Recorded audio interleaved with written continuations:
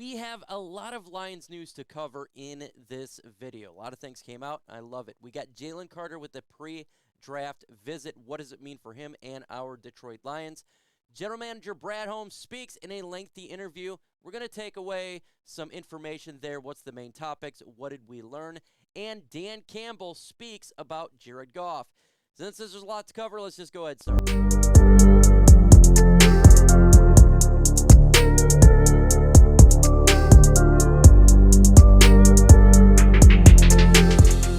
Lions fan and not subscribed, might as well hit that subscribe button because I talk all things Detroit Lions news and rumors. And hit that like button. Do me a favor. It does help the channel out. So let's go ahead and talk about Jalen Carter doing a pre-draft visit.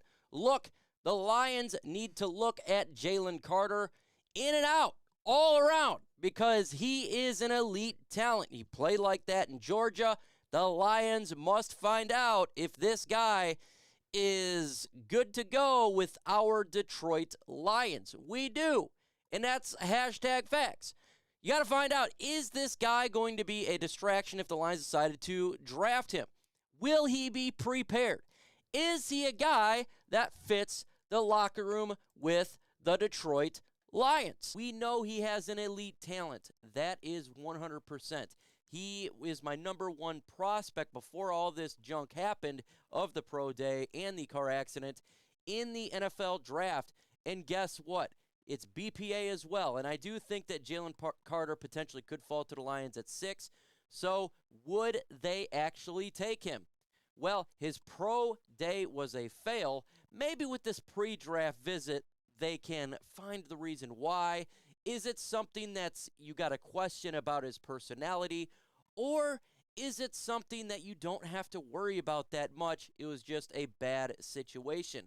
But again, remember, the pro day is a big deal. And if you think about Dan Campbell and the type of players he wants those players that never give up, never quit, that are consistently driving. So if this doesn't get fixed in a pre-draft visit, or at least get some information on it, I really do think potentially he is off the board. But the good news is he is the best player available if the talent continues like it was at Georgia, and it would hit need for the Detroit Lions because, look, we need interior defensive line. He is the BPA, so if everything works out, the Lions could draft him. I don't know if it's going to happen. I have my doubts, but let me know in the comments below. Would you draft Jalen Carter if he's sitting there at pick 6?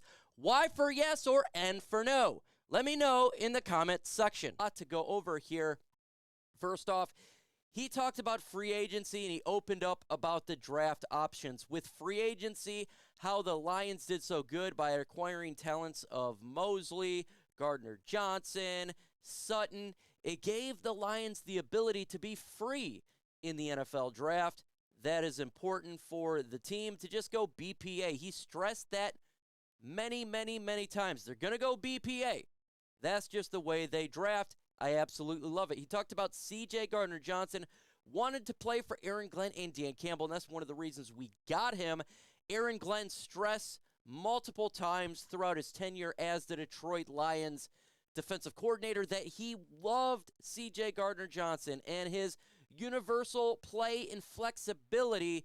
He was so happy that the Lions got him. And same with Brad Holmes doing jumping jacks, waking his whole family up when the deal was done. Just like we've seen in draft days where they select a player and you got Brad Holmes and Dan Campbell going nuts. Dan Campbell went nuts with Gardner-Johnson because he's exactly what the Lions needed on this defense. The Lions are in a unique position, was the word said, to draft a quarterback. I find that very intriguing because if you look at all off-season talk, it was, well, will the Lions get a decent backup quarterback? Well, they went and re-signed Sudfeld.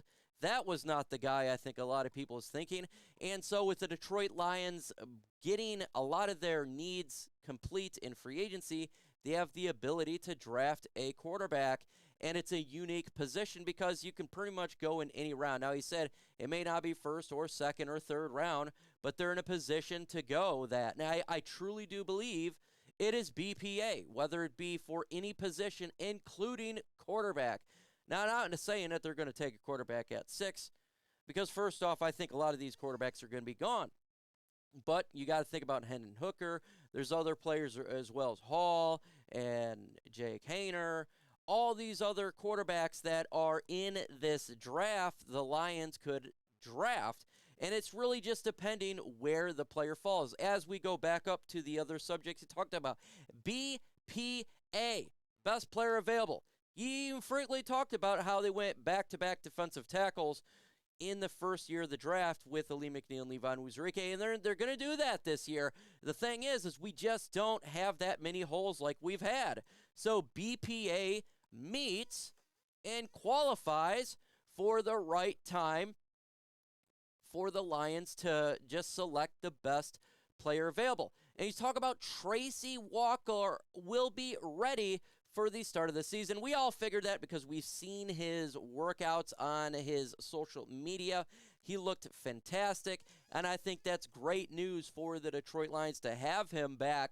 And you're going to have Kirby Joseph, CJ Gardner-Johnson in the mix. This secondary is going to be much improved with health, as well as, just having great players on there. He also talked about Halapoulivaati Vaitai. They like the strides that he's making, clearly, because he didn't get cut. And him and Glasgow, will go ahead and fill that offensive line positions that we've been dealing with for some time. Like, who is that? Are they going to draft an offensive guard? All that speculation there, but it looks like he's pretty good, and I think we all figured that. Let me know in the comment section, what was the biggest takeaway you had for the Brad Holmes presser? Let me know in the comments below. He continued on here and talked about replacing DJ Chark, and it doesn't sound like a high priority. Again, I think this is a more of BPA regarding the wide receiver position. It's not forcing them to take a wide receiver at any spot. They can literally take it at 18 or 48 or 55 or in the 5th or 6th round. That's why they set them up. And I think they really truly believe that Jameson Williams can come in here, make a deep impact for our Detroit Lions, and I fully expect he will. And you don't have to get a wide receiver at 18 or at 48. You can find good big receivers in the 6th round. There's A.T. Perry's out there. There's players you can find, and I fully trust Brad Holmes to find a wide receiver. Guess what? He got Amon-Ra St. Brown in the 4th round. So I concur, and I fully believe that's what he's saying here. A telling quote on identifying Lions players. He likes players, obviously, with ability, but he likes players that have that football mentality. They got to be very passionate about the game of football.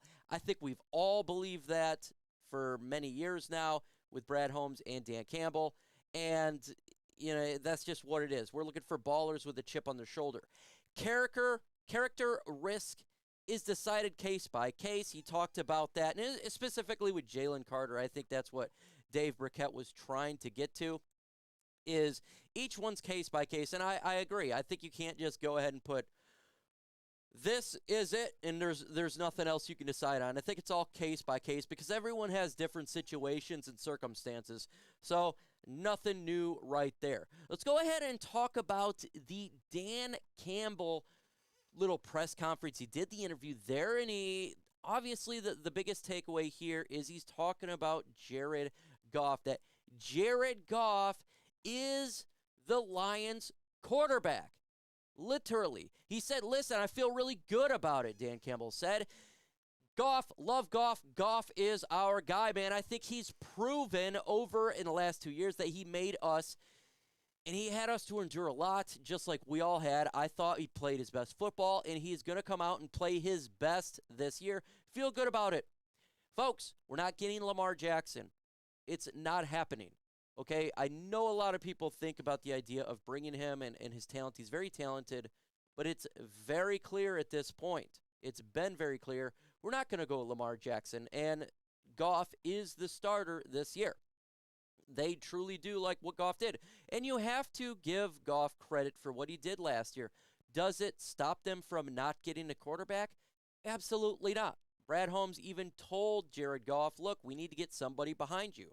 We need to get that room much improved. And that is the idea there. Jared Goff is a guy, and I talked about this when they traded for him. It was one of the biggest things I took away from Dan Campbell, and he talked about was that there's something about winners. And that's what Jared Goff is, and there is something about winning. And he did a lot of that this past year. He's not the most prolific guy, but he's going to be the starter for the Detroit Lions. They've built this offense around him, and that's the way it is. So, the Lamar Jackson to the Lions, I think you kind of got to take that with not just a grain of salt, but a lot less than a grain of salt. I truly do believe that Jared Goff is the guy going forward. Developmental quarterback, I do expect them to take one in this NFL draft. Don't know where, and I don't know where. It's more of a BPA and how they got their board set up and the type of quarterback they would like. So this team is set for Jared Goff to be QB1.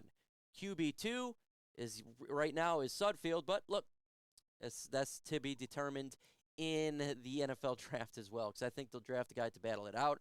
And they also tried to change a rule about an emergency quarterback number 3, so that also gives you indication that the Lions are looking to get another quarterback, and it will happen in the NFL draft, folks. On my show, we are live every single Thursday at 4 p.m. Eastern Time. Make sure you're there. Hey, it's always a fun time. We have guests on, we talk football, and we have a great time doing so. Make sure you hit that notification bell just in case stuff breaks. This is the NFL. Breaking news does happen. With that said, adios.